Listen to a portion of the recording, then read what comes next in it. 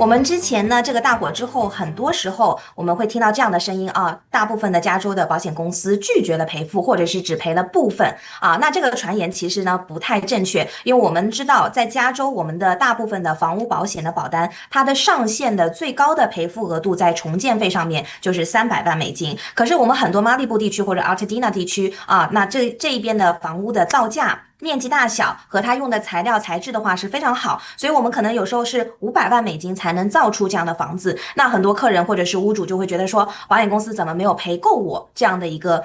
保额和款项。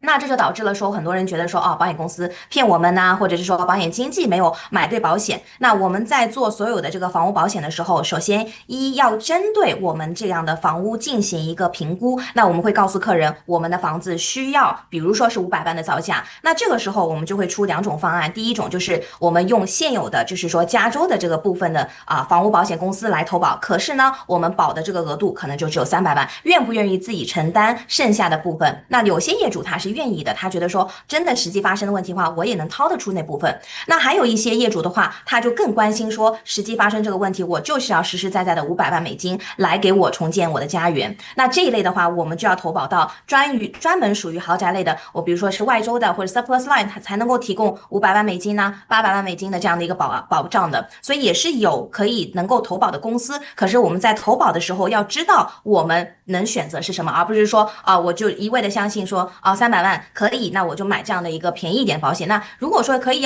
愿意买的话，那要承担那部分没有涵盖的部分。